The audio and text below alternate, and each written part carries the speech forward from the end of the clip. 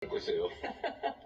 네, 사실 인민대회당에서 시진핑 주석과 셀카를 찍으신 세계 네. 최초의 정상이 아닌가라는 생각이 좀 듭니다. 대통령께 여쭙고 싶은 것은 좀 정치적 상상력과 관련된 것인데요.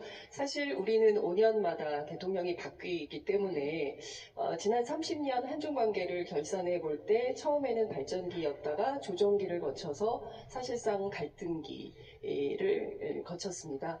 이후에 이제 미래의 한중 협력 30년의 상, 이를테면은 흔들리지 않는 협력 관계가 가능할지, 특히 여기 살고 있는 제중동포들 같은 경우에는 정권이 바뀔 때마다 또 삶에 상당히 큰 영향을 받기 때문에 대통령께서 생각하시는 어떤 정치적 상상력을 좀 말씀을 좀 해주시면 좋을 것 같습니다. 대한민국의 이 5년 단임제 이 점에 대해서 사실은 중국도 관심을 보이기도 했어요. 어떤 거냐면 지속성을 담보할 수 있냐, 뭐 그런 얘기예요. 사실 그 말도 일리가 있죠. 앞으로 어떻게 될지 어떻게 아냐, 뭐 그런 거예요. 이게 일본도 사실은 일당이 계속 집권을 하고 있죠. 우리 주변 국가들을 보면 거의 대부분 그래요. 근데 우리는 이제 어쨌든 5년 단임제인데, 과거에는 그런 진폭이 그렇게 크진 않았던 것 같습니다. 그러면 김대중, 김영삼, 노태우, 이렇게 쭉 흘러온 그 과정들을 보면 그렇게 진폭이, 특히 대외 관계에서는 진폭이 크지 않았던 것 같아요. 그런데 최근에,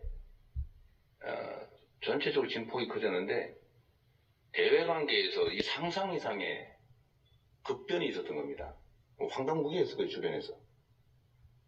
이제는 어떻게 믿지? 지금 얘기를 잘하면 나중에는 어떻게 될지 어떻게 믿나? 이렇게 된 것 같습니다.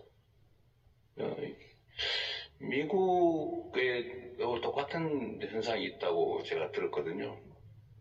미국도 대외 정책 분야는 민주당이 집권하든 공화당이 집권하든 큰 변화가 없다.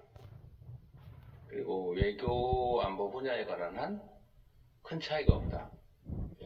어느 당이 집권하든. 근데 최근에는 엄청나게 다르다고요.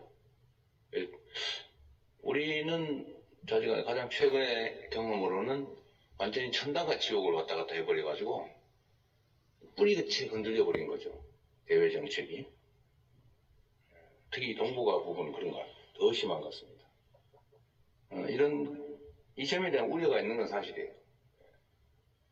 이번에 우리가 한중 관계 개선에 이제 양자가 정말 일치된 생각을 가지고 있고 또 그러기 위해서 실제로 노력하는 거죠. 중국 입장에서도 한국의 존재가 정말 중요하거든요.